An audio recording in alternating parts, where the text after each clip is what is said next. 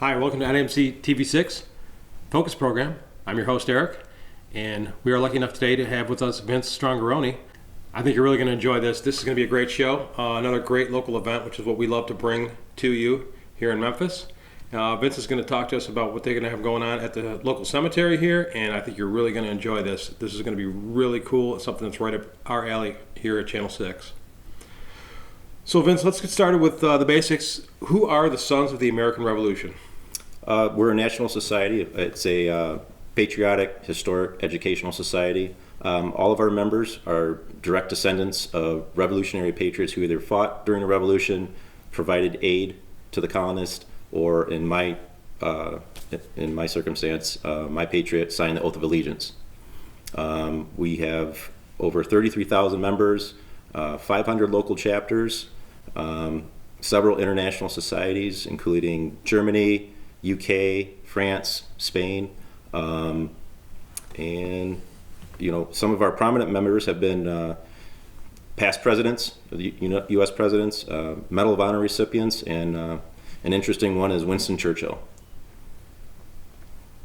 And quite a few presidents you mentioned earlier too, right? Right. Yeah. I mean, we've had from Coolidge, Hoover, Harding, Eisenhower, Teddy Roosevelt, FDR, Bush Jr. and Sr. So there's been a few. My favorite president is Teddy Roosevelt. So okay. So why don't you explain what exactly the Oath of Allegiance is? The Oath of Allegiance was the colonists were pretty much telling the English crown that we're done with you guys. We're loyal to the colony, to our fellow patriots, and we're going to support whatever they need. And some people may not realize this, but to sign this type of a document at that time, you really was either you were going to do it and win the revolution, or you were dead, right? Correct. It was a treasonous act. Yeah, it was basically a death sentence. You were basically saying, "Give me liberty or give me death." Right? They were putting themselves and their families on the line. It was a much different time. Obviously, each man looked at his name and his honor, took it very seriously. You did not take an oath without knowing that it was something very serious to be taken very seriously. Right. They didn't take it lightly. Yeah. So, how did the Sons of the American Revolution actually come to be? Kind of after the Civil War, in the 1870s, around 1876, there was this patriotic fervor in the U.S. A lot of the grandchildren, their patriot ancestors, who were their grandparents or great-grandparents, they were passing and they didn't get really much acknowledgement, and they thought they were losing their personal connection with that past.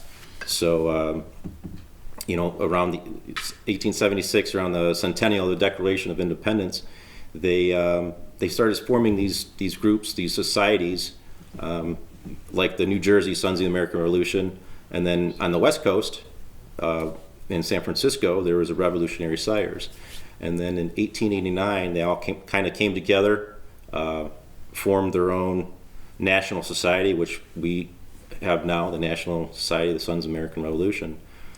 And how many members was it again? Currently now we have 33,000. Over 33,000, yeah. That's a boatload of people for sure. So why don't we talk a little bit about John Myers? Who was he? John Myers, he was born in 1751 in New Jersey.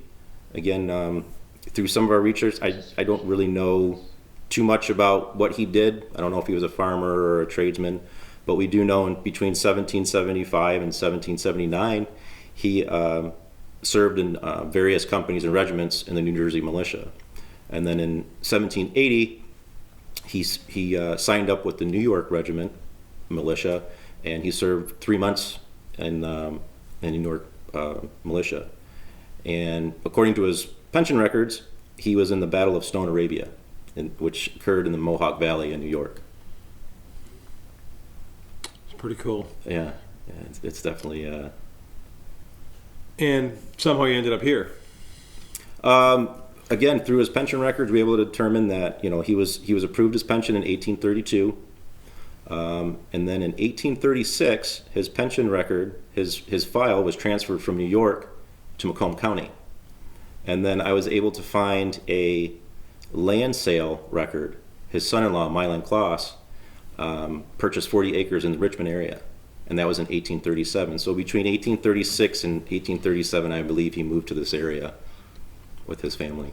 So Closs is Kloss, like the road? C-L-O-S-S. C-L-O-S-S? Mm-hmm. I think there's a Closs Road somewhere around here anyways. I don't know if maybe there's still relatives around, who knows? They're here. There definitely is. I've talked to a couple Oh, of them. awesome. Yeah, so I think they're going to be there. I hope so. Yeah, no, that's fantastic. I mean, and that's just, I got chills just thinking about it. It's like, almost like time travel when you really think about it. It's just incredible.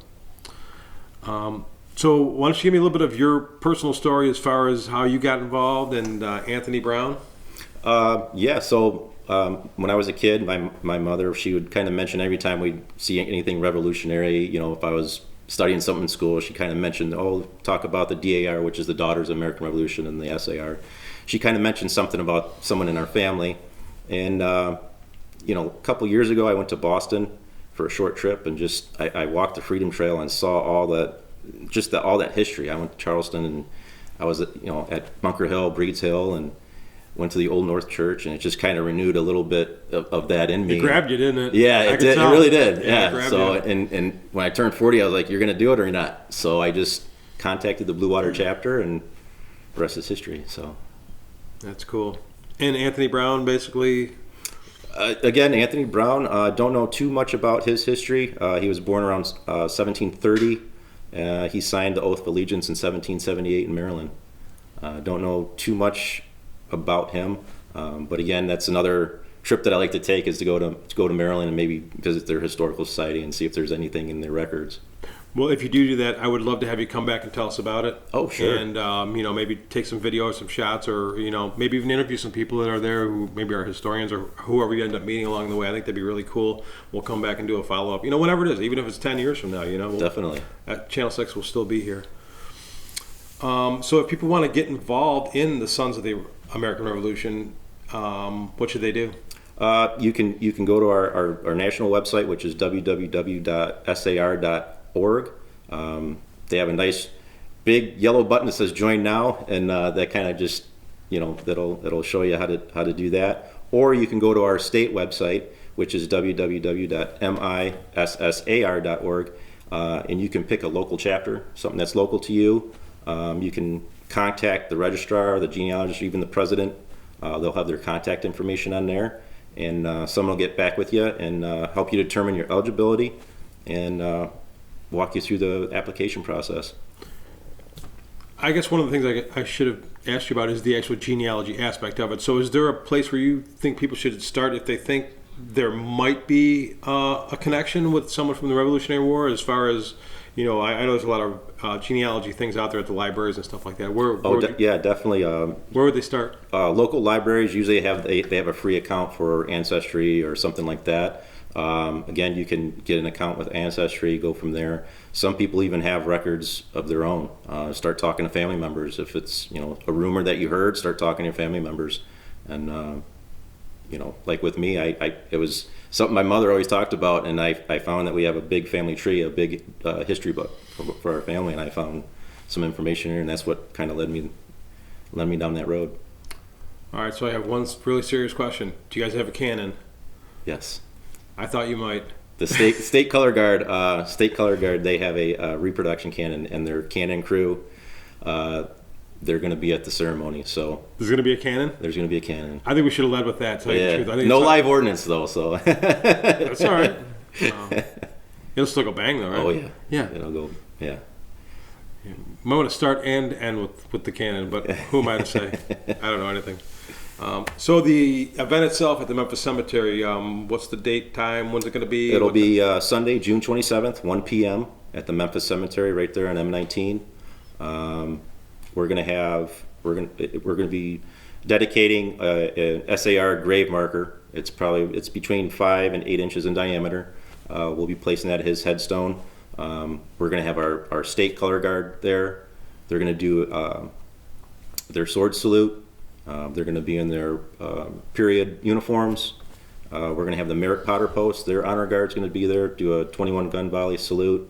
And again, cannon crew's going to be there, and it should be a good time. Real good time.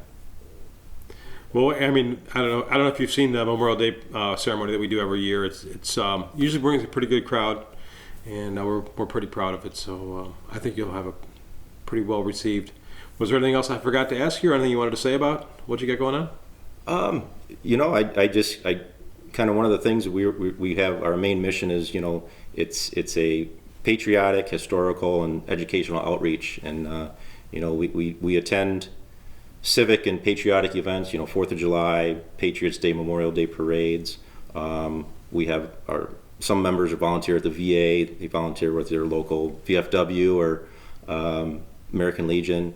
One of the things that we do is obviously we locate and find these revolutionary patriots, their grave sites, and we do these grave markings to, honor them and to preserve their memory. We also have a youth program. There's essay contests, there's a poster contest, brochure contest, that kind of thing. So we also present awards to law enforcement, fire, EMS. That's pretty much it. So I think if somebody wanted to make a donation, they would just go on your website also, right? I believe so, yeah. Fantastic. Well, Vince Strongarone, thank you so much for coming in and talking to us about it. I know everybody's excited, and I appreciate what you're doing. Hey, thank you. I think it's really, really, really important to keep our history alive.